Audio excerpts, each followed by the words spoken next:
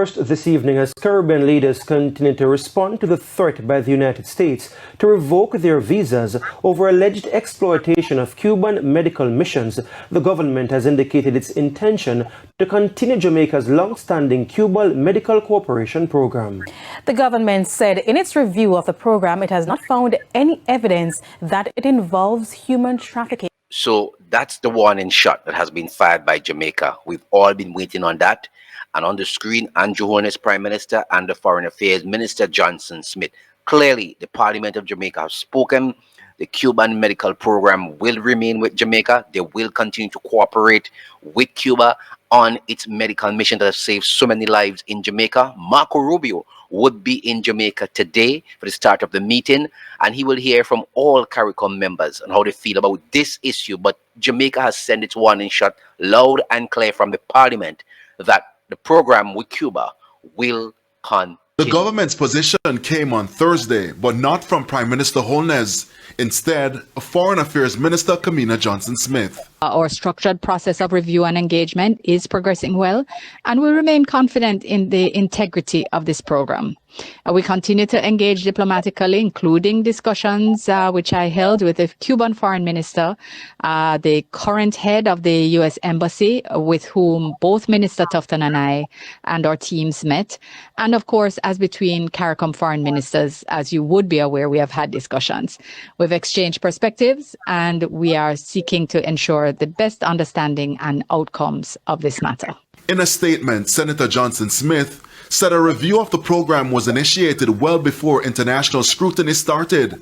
She insists improvements will be made to its administration. Given that the MOU had expired last year, the government of Jamaica had already begun a review process, even before any international concerns were raised.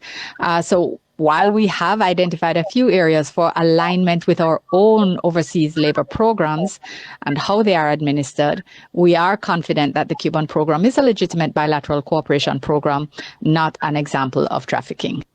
Jamaica's medical cooperation program with Cuba has been in place since 1976 and has operated under a memorandum of understanding upheld by successive administrations. More than 400 Cuban nurses and doctors are working on the island. So you don't want anything clearer than that. And of course, the minister did affirm that Jamaica's bilateral medical cooperation with Cuba has been in place for more than 5 decades and remains a vital pillar of Jamaica's healthcare system, providing what she calls essential services in various public health facilities. And in an early morning statement updating the nation on government efforts, Johnson-Smith emphasized that a review of the program had been initiated well before international scrutiny, and you heard that in the video. She also reiterated the country's commitment to ethical labor practices and expressed confidence that while improvements would be made to the administration of the program, it could not be found to involve human trafficking. You do not want anything much clearer than that. And she also stated that Jamaica's non-adversarial handling of this matter reflects not only our practice of diplomacy, but our strength of our bilateral relations with both Cuba and the United States. And she says our structured process of review and engagement is progressing well, and they remain confident in the integrity of the program.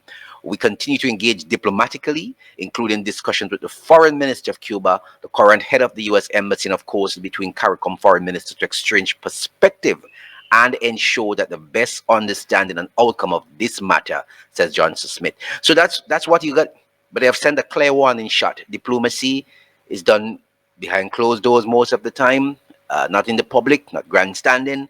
They have done what they had to do, and they've sent the warning shot to the United States. The program will continue. Jamaica's medical cooperation program with Cuba has been in place since 1976, and they are operated under a memorandum of understanding, have been upheld by successive administration, as like you've heard during that discourse in the previous video. So clearly they've sent a message to the United States government, and I think that is the message that all of us have been waiting for as well. We wanted to know what was Jamaica's position, and now we know that the program will Caribbean prime ministers have been vocal about their position on the alleged exploitation of Cuban medical missions. This was President of the St. Vincent and the Grenadines, Ralph Gonzalez, at a meeting in Portland recently. Does anybody expect that I, to go because I want to keep a visa, that I would let 60 persons from the poor and working people to die. It will never happen. All right, so that's where we are. That's the good news. Remember to like, share, and subscribe, and share this video far and wide.